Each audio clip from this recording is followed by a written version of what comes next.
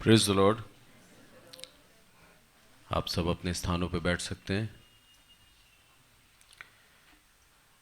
आज का वचन हम देखेंगे यशाह में से, यशाह और उसका 54।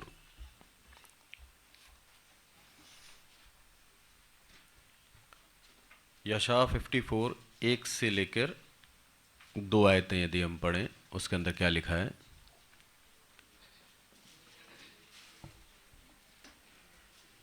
हे बांझ, तू जो पुत्रहीन है, जय जयकार कर। तू जिसे प्रसव पीड़ा नहीं हुई, गला खोल कर जय जयकार कर और पुकार, क्योंकि त्यागी हुई के लड़के सुहागिन के लड़कों से अधिक होंगे। यहोवा का यही वचन है। त्यागी हुई के लड़के सुहागिन से अधिक होंगे। क्या परिस्थिति है? अगर इसी चीज को हम और गंभीरता से सीखें तो गलातियों और उसका 27 के अंदर पौलुस बहुत ही अच्छी तरीके से सिखाता है। यहां पर हम देखें,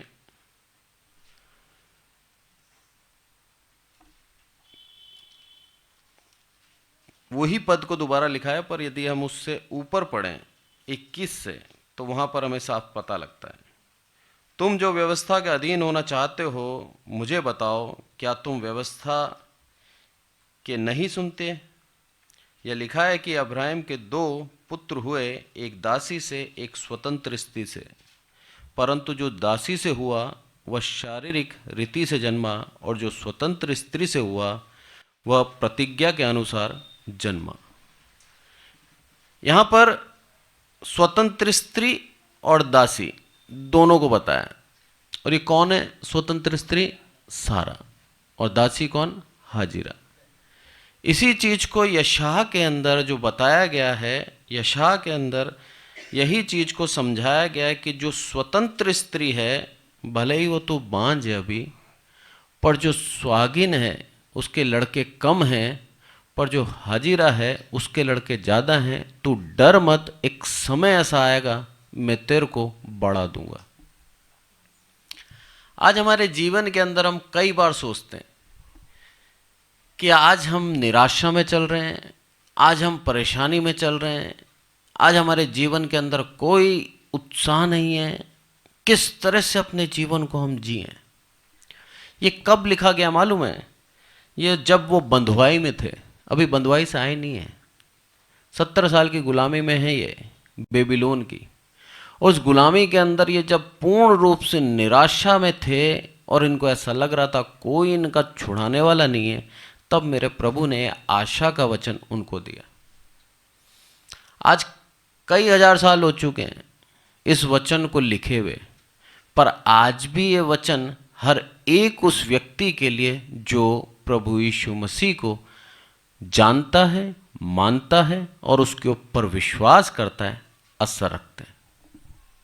हर एक जन, क्योंकि लिखा है इस्राएल संबोधित किया है, और इस्राएल को बाइबल के अंदर दूसरे शब्दों में कहते हैं शुद्ध मन वाले। तो जितने भी शुद्ध मन वाले हैं, हर एक जन के लिए आज ये वचन है। बोला तेरी परिस्थिति जो कुछ भी क्यों ना हो, तेरी परिस्थिति को पलट कर तेरे को आशीष देने की सामर्थ प्रभु रखता है। न केवल सामर्थ है उसके पास, बल्कि उसके पास एक वादा है, मैं करूंगा। आज के वचन से हम ये सीखते हैं कि मेरे प्रभु ने जो क्रोध, जो गुस्सा इस्राएल पे दिखाया था, उसके बाद उसने एक शपथ खाई कि आज के बाद तुझ पर क्रोध नहीं करूंगा। आमीन। आज हम ऐसी संतानें हैं उसकी जो सारा की संतान कहलाते हैं, अब्राहम के वंश के हैं हम। हमारे ऊपर क्रोध नहीं है, उसकी आज्ञा दे रखी है। आज वचन कहता है कि जिस तरह नूह के जल प्रलय के बाद नूह को यह शपथ दी थी, यह वचन शपथ खाकर कहा था परमेश्वर ने, आज के बाद पृथ्वी पर जल प्रलय नहीं होगा, उसी तरीके से यहां पर सिखाता है। अगर हम पढ़ें उसके अंदर 9वीं आयत, तो 9वीं आयत के अंदर साफ लिखा है, यह मेरी दृष्टि में नूह के समय के जलप्रलय के समान है, क्योंकि जैसे मैंने शपथ खाई थी कि नूह के समय के जलप्रलय से पृथ्वी फिर न डूबेगी, वैसे ही मैंने यह भी शपथ खाई फिर कभी तुझ पर क्रोध ना करूँगा और न तुझे धमकी दूंगा। आमीन। दोबारा क्रोध नहीं होगा अब हम पर, दोबारा धमकी नहीं दी जाएगी। मेरे प्रभु की दया, मेरे प्रभु का अनुग्रह हम पर हो गया। आज हमें डरने की आवश्यकता नहीं, क्योंकि मेरा प्रभु हमें संभालता है, मेरा प्रभु हमें प्यार करता है। इस पद को पूरा हम पढ़ेंगे किस तरह से वो हमें संभालता है। सबसे पहले हमें देखना है कि सुहागिन यानी कि सारा की जो बच्चे हैं, अगर उनकी गिनती आज बायोलॉजिकली करें तो बहुत कम है। पूरे संसार के अंदर इस्राएली मात्र 1 करोड़ मान लो आप, 98 लाख समथिंग है, आप 1 करोड़ मान लीजिए। तो बायोलॉजिकली शारीरिक रूप से जो जन्मे हैं इस्राएल की संतानें वो मात्र 1 करोड़ है।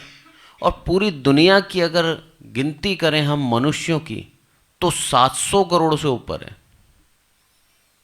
कहां पर हैं हम लोग? इसलिए बोल रहा है बहुत कम है तुम। और यदि हाजिरा की संतान की बात करें, इस्माइलियों की बात करें, तो इस्माइली आज वर्ल्ड के अंदर 2nd नंबर पे आते हैं। सबसे पहले क्रिश्चियन, उसके बाद इस्माइली जो मुस्लिम कहलाते हैं, दुनिया के अंदर 2 नंबर पे हैं। 286 करोड़ से ज़्यादा लोग हैं, लगभग 300 करोड़ आने वाले हैं। और अगर मसीहों की बात करें तो 350 करोड़ के ऊपर है। मेरे प्रभु ने भविष्यवाणी करी थी उस समय जब प्रभु यीशु मसीह नहीं आया था। परमेश्वर ने यशायाह के द्वारा भविष्यवाणी करके कह दिया था, तू डर मत, तू बस अपने पठों को बढ़ा ले, अपना इलाका चौड़ा कर ले, क्योंकि अब जो आशीष मैं तुझे देने वाला हूं वो आशीष नहीं मिलेगी तुझे दोबारा। वो आशीष सोच नहीं सकता तू, ऐसी आशीष देखी नहीं तूने, ऐसी आशीष तूने अनुभव नहीं करी। आज की परिस्थिति को देखकर ये मत सोच कि कल तेरे जीवन के अंदर यही दुख चलेगा। परमेश्वर बोलता है तेरे दुखों को खत्म करके तेरे को बहुतायत की आशीष देना चाहता हूं। वो परिस्थिति बहुत ही ज्यादा बंधुआई की थी, दुख की थी, परेशानी की थी। वो परिस्थिति एकदम अलग थी, पर उस परिस्थिति के अंदर ये उत्तम वचन परमेश्वर ने यशायाह के द्वारा दिया। क्या परमेश्वर सिखाता है हमें? यदि दूसरी आयत पढ़ें तो आंटी पढ़ना दूसरी आयत, यशायाह 54 का 2। अपने तंबू का स्थान चौड़ा कर और तेरे डेरे के पट लंबे किए जाएं, हाथ मत रोक, रस्सियों को लंबी और खूंटों को दृढ़ कर। आमीन। हाथ मत रोक, लंबा कर ले, चौड़ा कर ले, क्योंकि अब जो आने वाले हैं तेरे वंश के अंदर जो जुड़ने वाले हैं उनकी गिनती अनगिनत है। भर दूंगा तेरे को, बढ़ा दूंगा तेरे को, इतना बढ़ा दूंगा कि जो आज तेरी नामधराई है, तुझे बांझ स्त्री कहा गया है, तेरे पुत्रों को, तेरे पास पुत्र नहीं है ये समझाया गया है, पर वो सारी बातों को पलट दूंगा मैं। जब किसी स्त्री के बच्चा नहीं होता, उस स्त्री से दुख वो स्त्री ही जानती है। बहुत बड़ा दुख होता है ये, उसके बच्चा नहीं है। जगह जगह प्रार्थना कराती हैं, अगर वो मसीह है तो, अगर गैर मसीह है तो कई उपाय करते हैं, जगह जगह पता नहीं कहां कहां ढोगने जाते हैं, कैसे भी करके वो नामधराई उसकी खत्म हो जाए। हम बाइबल के उदाहरणों से देखते हैं, हन्ना और कई एक ऐसी हैं जो जिनके पूर्ण उम्र बीत गई, अब बच्चे होने की उम्मीद नहीं है, मेरे प्रभु की दया से उनको एक संतान दी गई।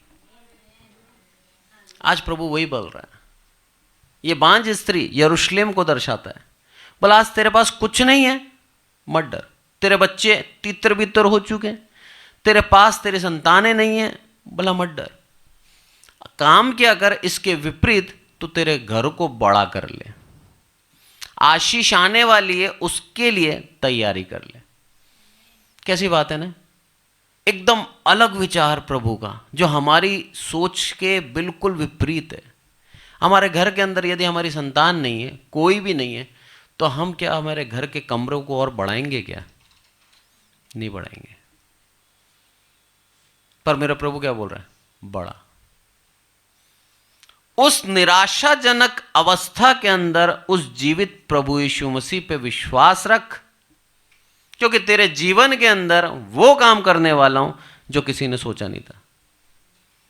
इस्राएली यही सोच रहे थे, हमारी यही जनरेशन है। उनको मालूम नहीं था कि हम सब जितने भी मसीह हैं, हर एक को प्रभु अब्राहम की संतान कह देगा, हर एक को प्रभु वो प्याला दे देगा जो सिर्फ इस्राएलियों के लिए था, हर एक को वो जैतून का चिकनाई दे देगा जो सिर्फ इस्राएलियों के लिए थी। आज हमें चुना है उसने, हमें प्यार करता है, इसीलिए कहता है कि तू बढ़ा ले, अपने तंबू के स्थान को चौड़ा कर ले और अपने डेरे के पट लंबे किए जाएं, हाथ मत रोक, रस्सियों को लंबी कर और खूंटों को दृढ़ कर। अब तेरे को कोई हिला नहीं पाएगा। यह है सबसे बड़ी बात। तेरे को कोई हिला नहीं पाएगा, तेरे को कोई उखाड़ नहीं पाएगा, तेरे को खत्म नहीं कर पाएगा, क्योंकि मैं तेरे साथ हूं। इसके बाद जो प्रभु ने एश्योरेंस दी है, इसके बाद जो प्रभु ने सांत्वना दी है और एक बात कही है, वो बिल्कुल ही अनोखी है। एक पति और पत्नी के रिश्ते को दर्शाया है, किस तरह से पति अपने पत्नी के लिए वफादार रहता है और हर एक आवश्यकताओं को पूर्ण करता है। वही एक सच्चा पति है। बोला उस पति के समान मैं हूं तेरे लिए। क्या मेरे प्रभु की दया है! किस तरह से प्रभु हमें संभालता है। बोला तेरी हर एक जरूरतों को पूरा करूंगा, हर एक जरूरत को, एक भी नहीं छोड़ू मैं तेरे लिए। यदि हम चौथी आयत पढ़ें, उसके अंदर लिखा है, मत डर, क्योंकि तेरी आशा फिर नहीं टूटेगी। मत घबरा, क्योंकि तू फिर लज्जित न होगी और तुझ पर स्याही ना छाएगी, क्योंकि तू अपनी जवानी की लज्जा भूल जाएगी और अपने विधवापन की नामधराई को फिर स्मरण ना करेगी। 5वीं भी पढ़ें। क्योंकि तेरा कर्ता तेरा पति है, उसका नाम सेनाओं का यहोवा है, और इज़राइल का पवित्र तेरा छुड़ाने वाला है।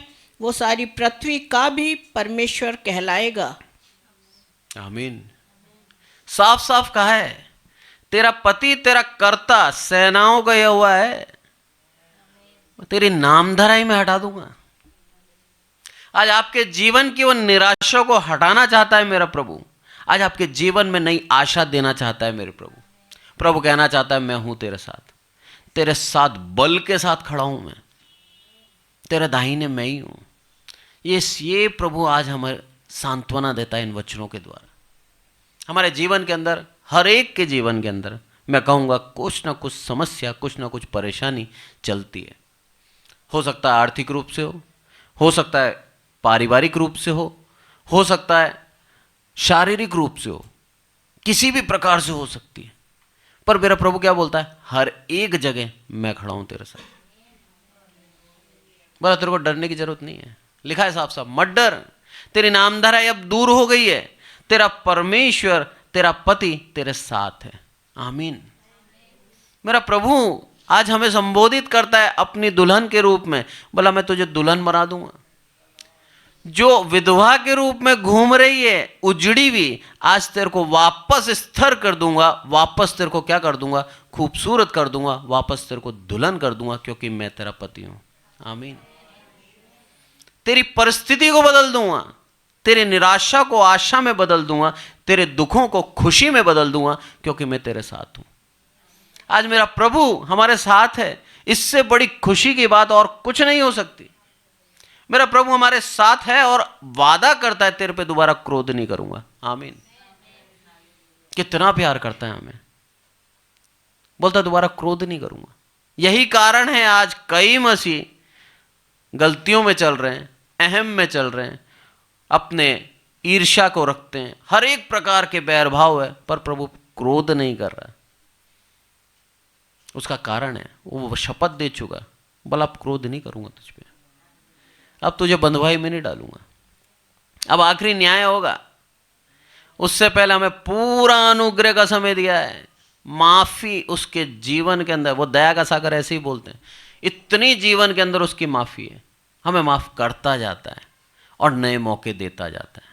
पौलुस बोलता है, ये ना समझे पाप ज्यादा हुआ तो अनुग्रह उससे अधिक हुआ, पर इसका मतलब ये नहीं कि हम उसकी आज्ञाओं को तुच्छ समझें, उसके उस प्रेम को तुच्छ समझें, उस अनुग्रह को लेते जा रहे हैं, पर इसका मतलब ये नहीं कि अपनी गलतियों को दोहराते रहें। प्रभु चाहता है, सिखाता है हमें आज। यरूशलेम के लिए नहीं है सिर्फ ये पूरे मसीह समाज के लिए है, हर एक विश्वासी के लिए, कि तेरी निराशा से तेरे को आशा में पहुंचा दूंगा मैं, तेरे उस परिस्थिति से निकाल कर तेरे को एक नया जीवन दूंगा, तेरे साथ हूं मैं, तेरे को छोड़ूंगा नहीं। हर एक विश्वासी के लिए ये हम ये जान ले, प्रभु हमें प्यार करता है, इसलिए बोलता है मैं तुझे छोड़ूंगा नहीं कभी। छठी आयत उसके अंदर क्या लिखा है? क्योंकि यहोवा ने तुझे ऐसा बुलाया है मानो तू छोड़ी हुई और मन की दुखिया और जवानी की त्यागी हुई स्त्री हो, तेरे परमेश्वर का यही वचन है। यहोवा ने तुझे ऐसा बुलाया है मानो तो छोड़ी हुई, मन की दुखिया और जवानी की त्यागी हुई स्त्री हो, और तेरे परमेश्वर का यही वचन है। बोले इस तरह से तेरे को बुलाया। क्या परिस्थिति थी तेरी जान, तू उस परिस्थिति से निकाल कर तेरे को मैंने आशीष देने के लिए बुलाया। आज हमारे जीवन के अंदर दुख हैं, कोई दिक्कत नहीं। हमारे जीवन के अंदर शत्रु हम पर विजय प्राप्त करना चाहते हैं, कोई दिक्कत नहीं। हमारे जीवन के अंदर हम बंधुआई में, भले ही किसी प्रकार की बंधुआई हो, कोई नशे की लत हो सकती है, कर्जा हो सकता है, किसी भी प्रकार की बंधुआई में क्यों ना हो, मेरा प्रभु बोलता है मैं तुझे बुला रहा हूं, मेरे पास आ। जब हम उसके पास जाएंगे, आप जान लीजिए आपके हर एक दुखों को आप छोड़ जाएंगे। कई उदाहरण है बाइबल के अंदर, कई उदाहरण। हमारी निगाह कहाँ है वो हमें बताती है हमारा उद्धार है या नहीं है। एक उदाहरण से समझाता हूं मैं। आंधी से रात का समय प्रभु को जब झील पर चलता देखा तो चेले घबरा गए, चिल्लाने लगे, भूत, डर गए वो लोग। तब प्रभु यीशु मसीह के वचन के द्वारा उनको सांत्वना मिला। और पतरस क्या बोलता है? हे प्रभु यदि तू है तो मुझे भी आज्ञा दे कि मैं भी आऊं। और प्रभु ने आज्ञा दी। वचन कहता है वो नाव से उतरा और चलने लगा। आमीन। उसकी निगाह जब तक प्रभु यीशु मसीह के ऊपर थी वो नाव से चल रहा था। जैसे उसने चारों तरफ देखा, अपनी परेशानियों को देखा और डूबने लगा और कहने लगा हे प्रभु मुझे बचा। भूल गया तैरना। एक मछुआरा था वो। कितना अच्छा तैराक होगा सोचो आप। अभ्यस्त होगा, सालों से ऐसी परिस्थितियों से गुजरा होगा। कितनी बार वो नाव में जब मच्छी पकड़ने गया होगा, हो सकता है आंधी भी आई होगी, हो सकता है तूफान भी आया होगा, किसी भी प्रकार से वो नहीं डरा था। पर आज जैसी उसकी निगाह प्रभु यीशु मसीह से हटी, घबरा गया, सब भूल गया। आज हमारी निगाह कहाँ है वो हमें देखना है। अगर हमारी निगाह सिर्फ परेशानियों पर है, आप जान लीजिए आपकी परेशानी आपको निगल जाएगी, खा जाएगी, आपके विश्वास को खत्म कर देगी। पर यदि आपकी निगाह उस जीवित प्रभु यीशु मसीह के ऊपर है, आप जान लीजिए आप विजय प्राप्त कर चुके हैं। आपको वो परेशानी खत्म नहीं कर पाएगी, आपको वो बीमारी दुखी कर नहीं पाएगी, क्योंकि आप विजय प्राप्त कर चुके हैं। एक उदाहरण से बताता हूं मैं। एक पंजाबी आंटी हैं, अविनाश आंटी। उनकी उम्र होगी 86। वो विदेश में रहती हैं। उनके जीवन के अंदर कई प्रकार की बीमारियां हैं, पर वो एक ही चीज़ बोलती हैं, बोला मैंने मेरे प्रभु यीशु मसीह के नाम से इन बीमारियों को मेरे पे हावी होने नहीं दिया। आमीन। बोला रात में मेरे दर्द हुआ चेस्ट में, मैंने प्रभु से एक ही चीज़ बोली, हे प्रभु तेरा नाम से ये दर्द चला जाए। बोला पास्टर जी आप मानोगे नहीं, दर्द चला जाता था। फिर दोबारा जब आता था 2-3 घंटे बाद, मैं फिर प्रभु का नाम लगाती थी। मैंने कुछ नहीं करा, मेरे बेटे को नहीं उठाया।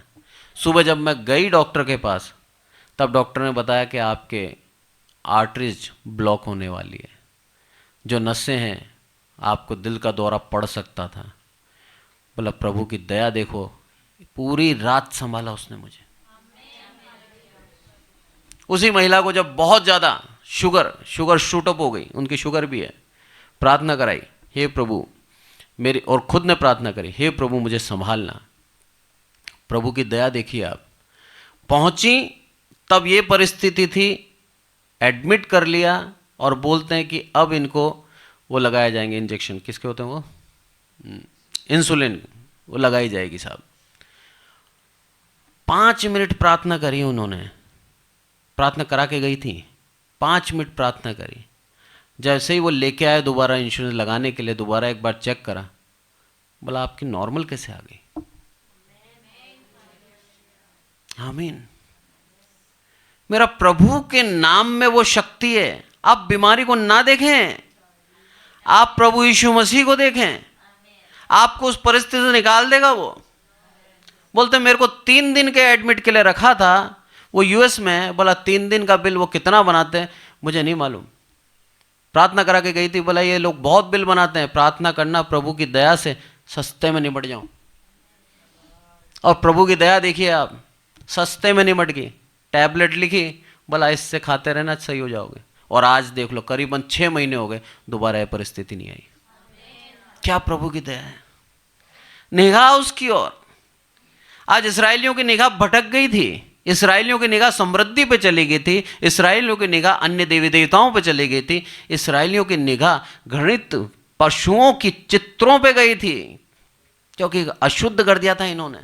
इस कारण से ये प्रभु ने इनकी तरफ से मुंह छिपाया था, हटा लिया था मुंह। उस कारण से ये शत्रु इनके ऊपर प्रबल हो गए और शत्रु ने इनको दबा दिया। जब हम खुद प्रभु को छोड़ते हैं तब प्रभु मेरा मुंह छिपाते हैं। यहां लिखा है, 7वीं आयत पढ़ें, उसके अंदर लिखा है, क्षण भर ही के लिए मैंने तुझे छोड़ दिया था, परंतु अब बड़ी दया करके मैं तुझे फिर रख लूंगा। क्षण भर के लिए छोड़ा था मैंने, क्षण भर के लिए, क्षण भर के लिए छोड़ते ही क्या हुआ, 70 साल की गुलामी में चले गए। अरे मेरे प्रभु का क्षण भर भी हम क्यों त्यागें। उसकी निगाह है आज हम पर, वो हमें प्यार करता है, निरंतर हमारी ओर देखता है, निरंतर हमारी विनतियों को सुनता है। धन्यवाद दें हम उसका। क्षण भर के लिए भी छोड़ दिया ना तो ये जीवन खत्म हो जाएगा, क्षण भर के लिए। मेरे प्रभु का कितना धन्यवाद दें हम। बोला यही ये सच्चाई आपकी परिस्थितियों में, आपके अविश्वास में, निराशाजनक स्थिति में, बीमारी में, एक ही नाम लेना है, यीशु मसीह। वहीं ध्यान देना है, यीशु मसीह। उस यीशु मसीह को बार बार पुकारते रहें, उस यीशु मसीह की ओर ध्यान देते रहें, आप अपनी बीमारी को भूल जाओगे, खत्म हो जाएगी आपकी बीमारी। परिस्थितियां आएगी, ऐसी परिस्थिति आएगी कि आपके जीवन में ऐसा लगेगा अब नहीं बच सकते। मेरा प्रभु वहां से भी लेके आता है।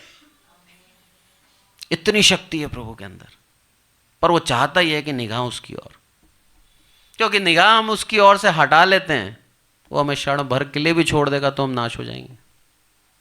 इस्राएलियों ने करा है, हटा ली उसकी तरफ से निगाह। हम देखते हैं, लिखा है वेदी के पास अन्य धूप जलाया करते थे लोग, दर्शन में दिखाया था। उस पूरी चारों तरफ दीवारों के अंदर घृणित पशुओं की चित्र बनाकर उसके ऊपर धूप जलाया करते थे लोग, अन्य देवताओं को पूजने लगे थे लोग। यही कारण से ये गुलामी में गए थे।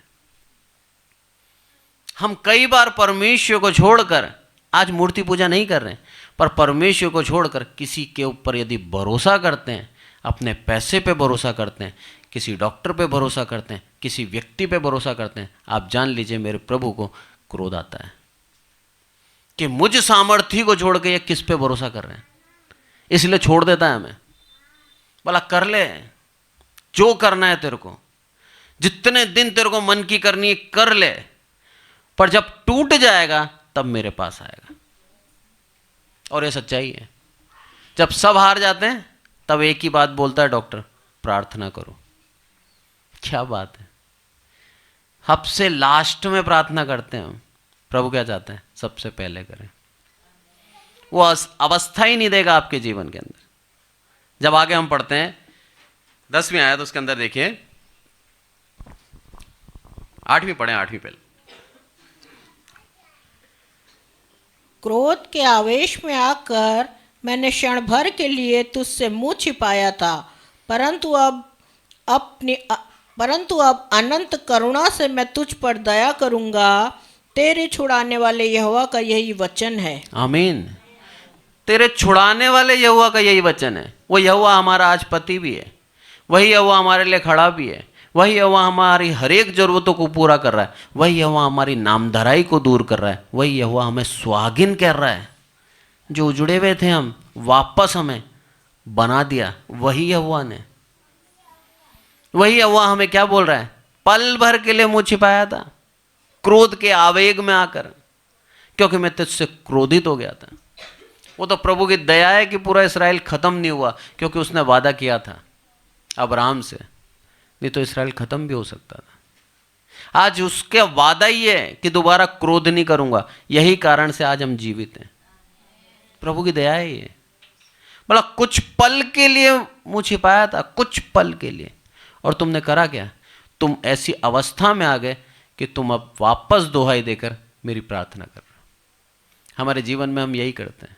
जब सब कुछ होता है, मेरे प्रभु का नाम लेना कई बार भूल जाते हैं, पर जब छिन जाता है हमसे, तब हमें समझ में आती है जो था वो बहुत था। परमेश्वर की दया है ये कि उसने हमें चुन रखा है। परमेश्वर की दया है कि वो हमें छोड़ता नहीं है। उसकी दया है कि उसने हमसे मुंह नहीं छिपाया। उसका मुख का प्रकाश हम पर चमका रहा है, देख रहा है हमारी ओर। अब वो चाहता है कि वो प्रकाश लेकर हम भी प्रकाशित हों। मूसा प्रकाशित हुआ 40 दिन के अंदर। 40 दिन में उसके मुख से प्रकाश निकलने लगा। प्रभु आज चाहता है हम सब के मुख से प्रकाश निकले। हम सब वही बातें करें जो प्रभु की है। हम सब वही प्रभु के अनुसार अपने स्वभाव को बदलते जाएं। आप जान लीजिए, आपके जीवन के अंदर निराशा आपके विश्वास को खत्म नहीं कर पाएगी। सच्चाई है ये। हम विश्वास करते हैं तो एक तरफ संदेह भी करते हैं। हमारा वो संदेह उस विश्वास को खा जाता है। प्रभु नहीं चाहता कि हम संदेह करें। प्रभु चाहता है विश्वास, मतलब विश्वास। और यही विश्वास हमें उद्धार देगा। यही विश्वास हमें नया जीवन देगा। यहाँ पर नया जीवन दिया है और आशीषें दी हैं इसराइल को, बहुतायत की आशीष। बोला तेरी जनसंख्या को बढ़ा दूंगा मैं। और आज पूरी दुनिया के अंदर सबसे ज़्यादा प्रभु यीशु मसीह को मानने वाले लोग हैं। बढ़ गई जनसंख्या।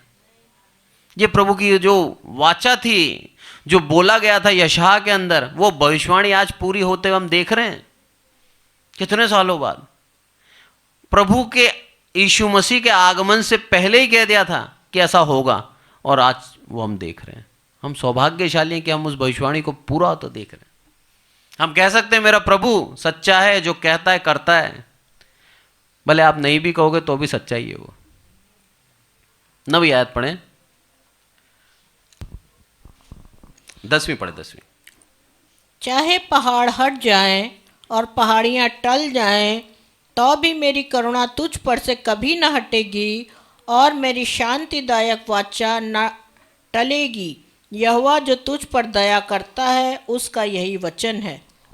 क्या बोला यहाँ पर? चाहे पहाड़ हट जाए और पहाड़ियां टल जाएं, तो भी मेरी करुणा तुझ पर से ना हटेगी। भविष्यवाणियां भी जो होती थी उस समय, वो सब भेदों में होती थी। इनडायरेक्टली बहुत सी चीजें कही जाती थी जो वहां के जो पवित्र आत्मा से परिपूर्ण है वही समझे, दूसरे ना समझे। यहां पर पहाड़ियां हट जाएं, पहाड़ियां टल जाएं, ये कहा गया है। ये किस समय को दर्शाता है? ये अंत के समय को दर्शाता है। प्रभु किस तरह से हमें समझा रहा है, देखिए। उस समय इस्राएली कम थे। मेरे प्रभु का वचन क्या बोलता है? एक समय आएगा तुम बढ़ जाओगे। आज हम बढ़ गए हैं। अब ये थर्ड पॉइंट, अंत भी इसी में बता दिया। बोला उस समय तक, अंत आ जाए उस समय तक मैं क्या करूंगा? तुम्हारे ऊपर से अपनी करुणा, अपनी दया नहीं हटाऊंगा। एक एश्योरेंस से, एक वादा है हमारे लिए। हम घबराएं ना, क्योंकि मेरे प्रभु ने कह दिया आपके ऊपर दया है और अंत तक दया रहेगी। ये कह रहा है वो। यदि जकरिया हम देखें, जकरिया उसका 14वां अध्याय, उसके अंदर यहां पर हम देखते हैं पहाड़ों के विषय में क्या कहा है उसने। 14:4 जकरिया, वो मैं पढ़ता हूं आप लोगों के लिए। उस दिन वह जैतून के पर्वत पर पांव रखेगा और वह जो पर्व पूर्व की ओर यरूशलेम के सामने है, तब जैतून का पर्वत पूर्व से लेकर पश्चिम तक बीचों बीच से फटकर बहुत बड़ा खंड हो जाएगा। वह आधा पर्वत उत्तर की ओर और आधा पर्वत दक्षिण की ओर हट जाएगा। इसके बीच खंड में से 5वीं आयत यदि मैं पढ़ूं, उसके अंदर लिखा है, तब तुम मेरे बनाए हुए उस खंड में होकर भाग जाओगे, क्योंकि वह खंड आसेल तक पहुंचेगा, वरन तुम ऐसे भागोगे जैसे उस भूकंप के डर से भागे थे जो यहूदा के राजा उज्जिया के दिनों में हुआ था।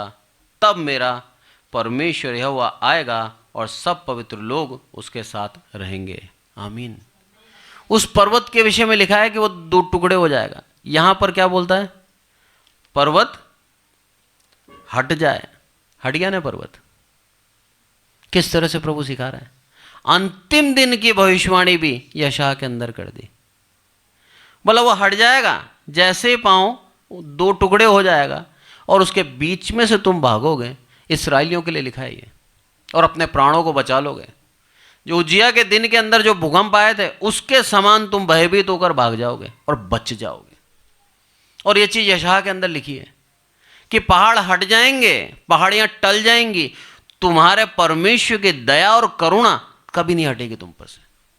लिखा है प्रभु यीशु मसीह आएंगे और उसके साथ पवित्र लोग उसके साथ होंगे। आज पवित्र लोग कौन हैं?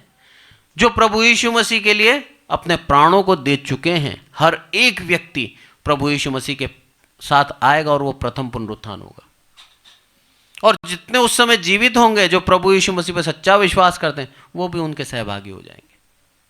प्रभु की दया ही है। आगे की भविष्यवाणी आज यहां लिख दी। यशायाह कितने आगे से प्रभु ने उसको समझाया और प्रभु ने उसको बताया। यदि हम पुराने हर एक नियमों को पढ़ें गंभीरता से, तो दानियल ले लो आप, यूहन्ना ले लो आप, नए नियम के अंदर यशायाह ले लो, हर एक जगह भविष्यवाणी एक मिलेगी, अलग नहीं मिलती। उसके आगमन का चिन्ह एक ही है। उसके आगमन की जो बताया गया है, उससे पहले जो क्लेश होंगे, वो सब कुछ एक ही तरीके से समझाया गया है। मेरे प्रभु जिससे प्यार करता है, जिसको अपना दास कहता है, उसके साथ वो अपनी भविष्यवाणियों को, अपने आने वाले कल को साझा करता है। ये बहुत बड़ी बात है। पर अलग नहीं करता, वही करता है जो उसके दास से कर चुका है। आज बाइबिल पूर्ण है, कंप्लीट है। बाइबिल अधूरी नहीं है। ये चीज समझे हम। आज कई परमेश्वर के दास कहते हैं अपने आप को, और कई लोग इस बाइबिल के वचनों से बढ़कर अपने वचन को समझाते हैं। वो गलत है। भविष्यवाणियां करते हैं, दर्शन का दावा करते हैं, परमेश्वर की बातों को बोलते हैं मेरे को ही प्रभु आके कह के गया है। अगर वचन से मेल नहीं खाता, मैं आपसे हाथ जोड़कर विनती करता हूं उसको सुनना बंद कर देना। क्योंकि यह प्रकाशित वाक्य में साफ लिखा है, जो कोई इस वचन में एक मात्रा भी बढ़ाएगा उसके ऊपर दंड की आज्ञा बढ़ जाएगी, और जो काट देगा उसका नाम मैं जीवन की पुस्तक से काट दूंगा। ना ही हमें इसमें से कुछ कम करना है, ना ही हम इससे बढ़कर अपने आप को बुद्धिमान समझे। मेरे प्रभु हमें प्यार करता है। उसने अपने दुल्हन बोला है हमें, वो हमारे साथ है, उसका वादा दिया है उसने, दोबारा क्रोध नहीं करूंगा, दोबारा मारूंगा नहीं तुझे, दोबारा प्यार से हमेशा तेरे ऊपर दया करूंगा और तेरे पे अनुग्रह करूंगा। आज का वचन है ये। हम उस बात पे विश्वास करें कि मेरे प्रभु ने अनुग्रह बोल दिया, मेरे प्रभु ने दया बोल दी, तो मेरे जीवन में ये परेशानी नहीं रह सकती। उस बात पे विश्वास करके अपने जीवन को चलाएं कि मेरा प्रभु मेरे साथ है। अब परेशानी भी है तो भी मेरे को कोई फर्क नहीं पड़ता। पौलुस के जीवन से हम सीखते हैं, उसके पेट में दर्द रहा करता था। कई ऐसे प्रभु के दास हैं जो बीमारी से ग्रसित थे, पर उन्होंने बीमारी की तरफ ध्यान ही नहीं दिया। वो प्रभु की सेवकाई में इतने मग्न थे कि बीमारी साइड में थी। मैं मेरे पिता के विषय में बताता हूँ आपको। उनको कैंसर था। 2 साल से कैंसर बढ़ता जा रहा था। विजिटिंग पे जब वो जाते थे, तब वो जब स्कूटी चलाते थे तो उनके पेट में जैसे झटके लगते थे, बहुत दर्द होता था। पर उसके बावजूद भी जून तारीख उनकी डायरी में लिखा हुआ है, लास्ट जून तारीख तक उन्होंने विजिटिंग करी। जून 23, जुलाई अगस्त हॉस्पिटल में हॉस्पिटलाइज थे और अगस्त 14 को चले गए। दर्द पे ध्यान ही नहीं दिया। आते थे, बहुत दर्द होता था, मेरी माँ गर्म पानी का वो सेक करती थी, पेन किलर खाते थे और सो जाते थे, पर उस दर्द की तरफ ध्यान नहीं दिया। अगर वो दर्द की तरफ ध्यान दे देते ना, 100% कह रहा हूं मैं, वो सेवकाई नहीं कर पाते। आज हमारे जीवन के अंदर हमें करना क्या है, प्रभु हमें सिखाता है। हम हमारी उन बातों पे ध्यान नहीं देना जो हमें प्रभु से दूर ले जाते हैं। हमें प्रभु के ऊपर ध्यान देना है, उसी की ओर देखते रहना है, उसी की ओर निगाह करनी है। आप जान लीजिए आपकी परेशानियां परमेश्वर से बड़ी नहीं है। वो परेशानियां वैसी खत्म हो जाएंगी, अपने आप ही चली जाएंगी। ये प्रभु की दया है। प्रभु आज आपके वचन से हमें यही सिखाता है। उसने पहले बताया कि तू बांझ की तरह मैंने तुझे देखा, उजड़ी भी देखा। तेरे पास अगर मैं नहीं हूं तो तू कुछ भी नहीं है, पर तू अपने आप को बढ़ा ले, तेरा वंश बढ़ने वाला है। तेरे को बहुतायत की संतान दूंगा मैं, तेरे जीवन में आशीष दूंगा मैं, तेरे साथ एक पति के समान खड़ा रहूंगा मैं, हर एक जगह तेरे साथ जाऊंगा, तेरी रक्षा करूंगा, तेरे को आशीष दूंगा। फिर वादा करता है कि कभी तेरे पे क्रोध नहीं करूंगा। आमीन। आज हम पर क्रोध नहीं करता वो।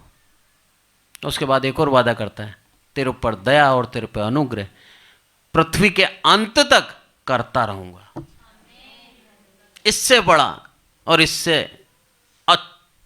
प्रोत्साहन का वचन मैं कहूंगा दूसरा नहीं हो सकता, कि मेरा प्रभु हमारे साथ है और हमेशा हम पर दया करता रहेगा।